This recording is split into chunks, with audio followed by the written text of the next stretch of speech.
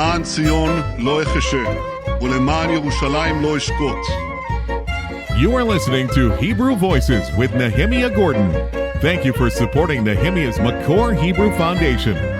Learn more at nehemiaswall.com. Shalom, y'all. I'm here today with Nehemia Gordon. Hey, Shalom, Deb. We are here at the world headquarters of Makor Hebrew Foundation, which is my ministry on the outskirts of San Antonio, Texas. Yes, we are. And Nehemia, I get a lot of emails about conversion. And I thought today that maybe we could answer some of those questions and talk about what the Tanakh says about conversion. In those typical emails, I've been studying for years. How do I convert to Karaite Judaism? And often part of the email will be, and I would like a certificate so I can move to the state of Israel. And we have to distinguish two things here. What is conversion in a biblical sense? And the whole issue of Aliyah in the state of Israel. And those are two very separate issues. What people are often looking for is they want me to give them a certificate or recognize them as Jewish. And generally, these are people who are not Jewish, right? A Jew wouldn't write to me and say, can I convert? Actually, I've had that a few times. And my response to that is, you wouldn't convert to Reform Judaism or conservative. That's a way of self-identification. That's not even an issue. Right. So we're talking about non-Jews who write to me and say, how do I convert to Judaism through the Karaite community or understanding? And my approach to that is Isaiah 56. Isaiah 56 is one of my key passages, and I've preached on this many times. It really was, for me, one of the key passages that has shaped my ministry. There's this promise first to Israel. And then he says, okay, there's these two categories of people that may think they're not in the promise. And one of those categories is in verses 3 and 6. I'll read 6. And the sons of the Gentile who join themselves to Jehovah to serve him and to love the name of Jehovah, to be his servants, all those who keep Shabbat from desecrating it and grab hold of my covenant, I will bring them to my holy mountain, make them rejoice in my house of prayer, etc. And it ends, my house will be called a house of prayer for all nations. And what's key to me about that passage is it doesn't say, those who the rabbinical court add to the people of Israel and are recognized as converts. No, it's the Gentiles who join themselves to Jehovah. Amen. And in fact, in Hebrew, this is the Nephal form, which is a reflexive verb. They join themselves. They enter into that joining themselves. In other words, you can write to me and ask me to join you to Israel, but I actually can't biblically join you to Israel. I could say all day long, oh yeah, I recognize you as a Jew or an Israelite. That's meaningless. You have to join yourself to Israel according to the Bible. We know someone in the Bible who did that. Well, let's get to Ruth later. We're going to talk about Ruth. I want to read verse 8 of Isaiah 56. And this really is an answer. If you write to me and say, hey, how do I convert and become a Jew? Look, there's all kinds of institutions. You can go to the Reform movement, the conservative movement, and there is even a Karaite institution, which in the past has performed conversions, but that's not biblical. These are man-made institutions. And one of the things I've asked you to write to people in the past when they ask about this is tell them if you're interested in joining a man-made institution, write to those institutions. And people are insulted by that, but I mean it. These are man-made constructs that have nothing to do with the biblical definition of who an Israelite is. And let's clarify now, that's not who we are or what we do. Oh, absolutely. We're a teaching ministry. We teach wherever you are in your faith. If you want to hear what we have to teach, we'd love to teach you. And I also learn from people. But what I do in my ministry is empowering people with information. That's my motto. If you're a Jew, I'm happy to share what I know. If you're a Christian, I'm happy to share what I know. If you're a Muslim, you really need to hear what we have to say. Not trying to be funny. There's some really important things in the Tanakh for you. And if you're a Messianic or Hebrew roots person, take what you like and leave the rest, right? And there's people who say, well, I disagree with you. One guy once wrote me, he says, Nehemia, I loved your latest book, but there's something I disagree with. And I wrote back and I said, if you want a book that you agree with everything, and you should write your own book. Amen. Right? So my point is that we're a teaching ministry. We don't convert. I don't actually even believe in a man-made conversion. I don't. It's not in the Tanakh. It isn't. It really isn't. So, all right. So Isaiah 56, verse 8. Thus says Lord Jehovah. I'm reading from the Hebrew. Ne'um Adonai Jehovah. Mekabetz nidchei Yisrael. He who gathers in the dispersed of Israel. Od akabetz alav lenikbatzav. I will gather others into those who have been gathered. He's saying he's going to do two things. He's going to gather into the dispersed of Israel and gather others. So here's the key part for me. I actually can see him gathering in the dispersed of Israel. There were Jews and Israelites who were scattered in Ethiopia and Iran, and recently 6 young girls came from China whose ancestors had been dispersed in the exile. And my ancestors were exiles for 2,000 years, wandering the globe, ended up in Eastern Europe and then America. And now we can actually go back to the land of Israel. I didn't go there for my own power. I was able to go back to Israel and do something my ancestors dreamed of doing because God gathered me back. And just as he gathered me, he's gathering others to Israel. And that's the key point. It's not Nehemia who's gathering people to Israel. It's not Benjamin Netanyahu who's gathering people to Israel, or the chief rabbi who's gathering people to Israel. That is the creator of the universe who gathers who he will gather. And for us as a human institution, and look, there are human institutions that God empowers, the high priest and the king or the judge. We don't have those today. Not yet. So the only one who can do it today is the creator of the universe. That's at least what I believe. And so for me to say, I hereby dub thee Judah ben Abraham, every convert is called Ben Avraham, right?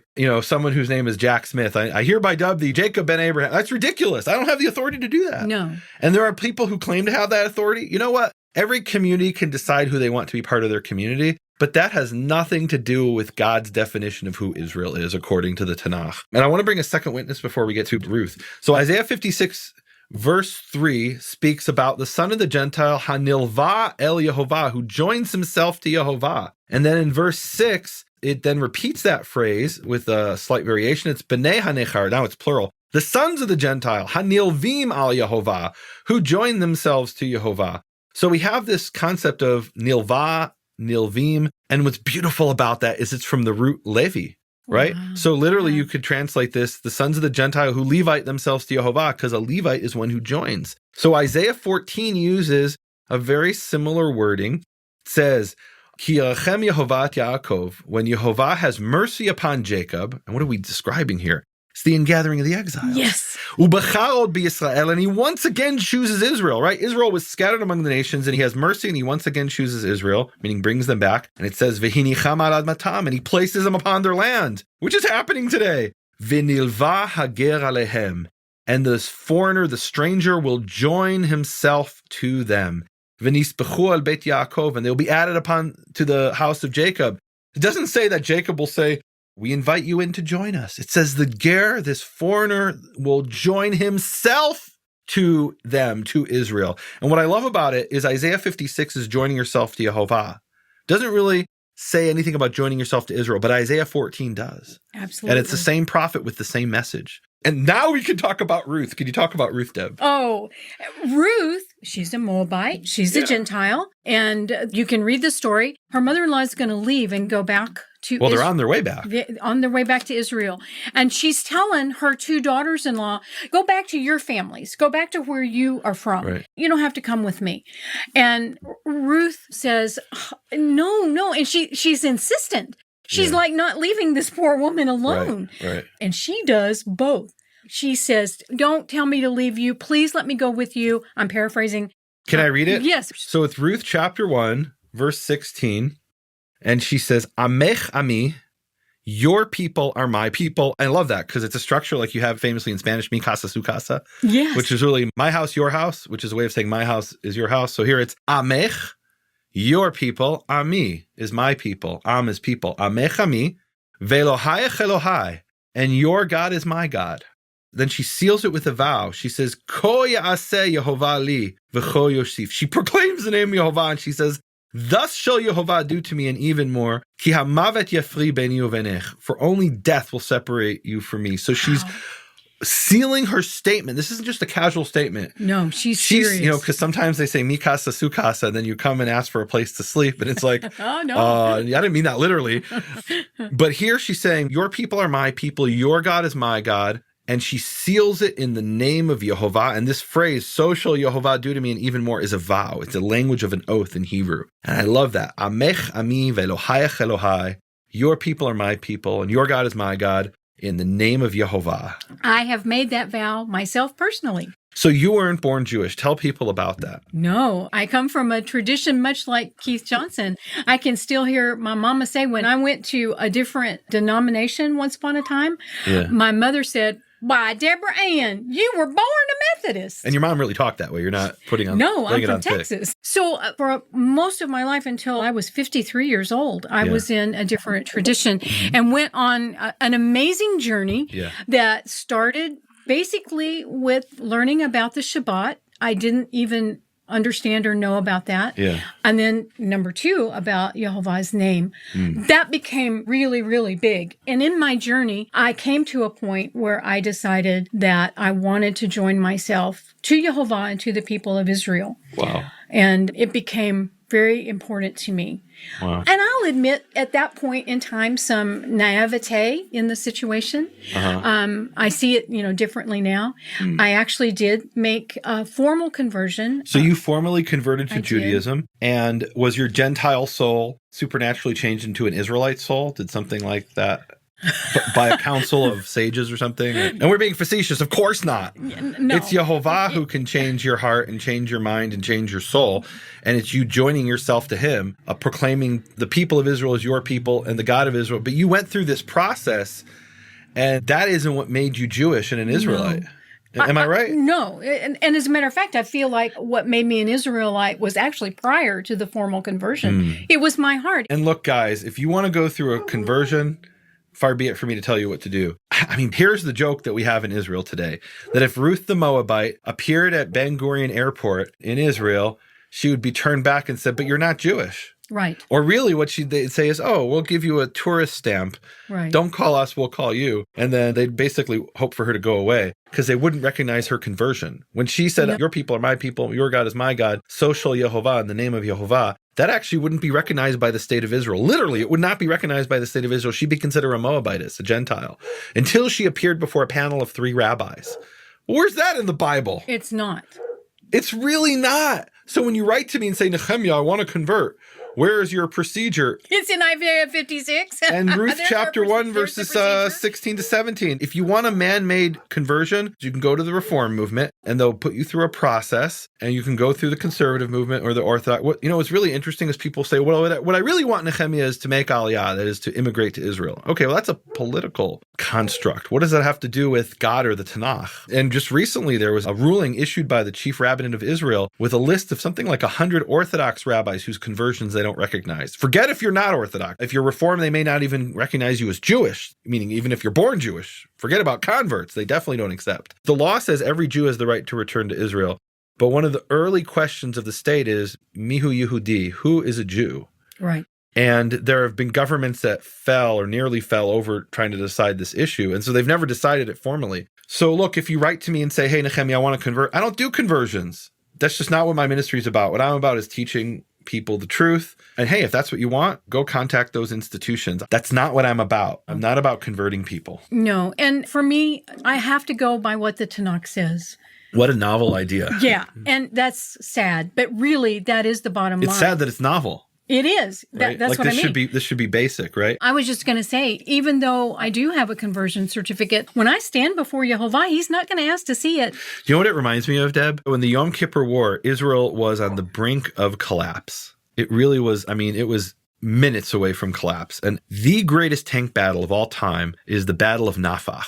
2 Israeli tanks stood up against 98 Syrian tanks. And it was literally 2 tanks that were between the Second Holocaust and the survival of the state of Israel. And it's kind of crazy. What the 2 tanks did is they radioed back and forth between each other using different voices because they knew the Syrians were listening and they wanted the Syrians to believe that there were more than 2 tanks.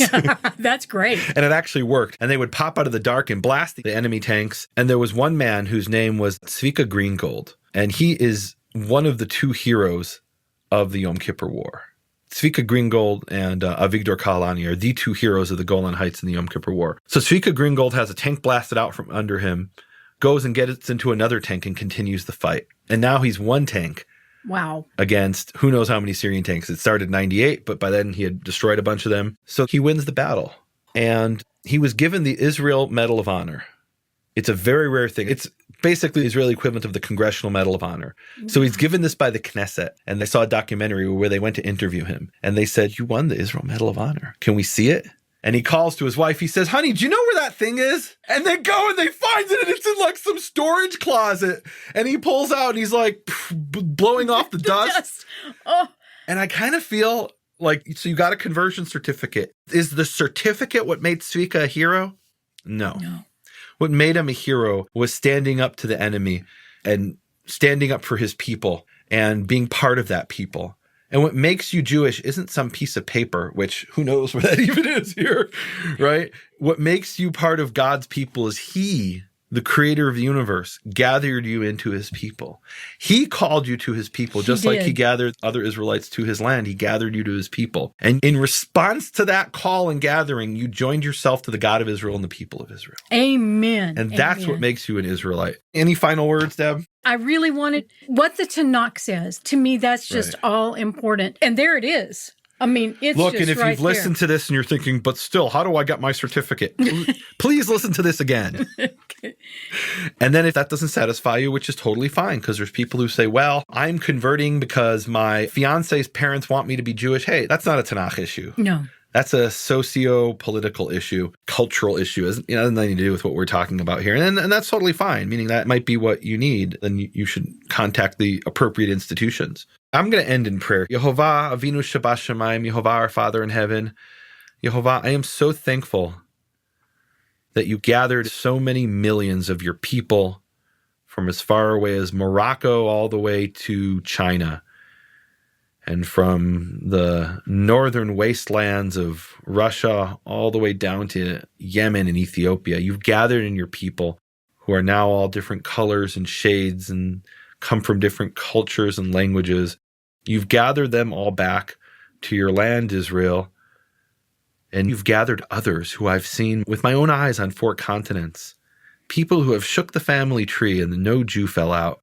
But they know in their hearts that you've called them to you. Father, this is a miracle we're seeing. This is a greater miracle than the splitting of the sea, gathering in the people together and uniting them as one stick, as is prophesied in the book of Ezekiel, chapter 37. Father, thank you for what you're doing. I'm so honored that I am able to see this in our times. Amen. Amen.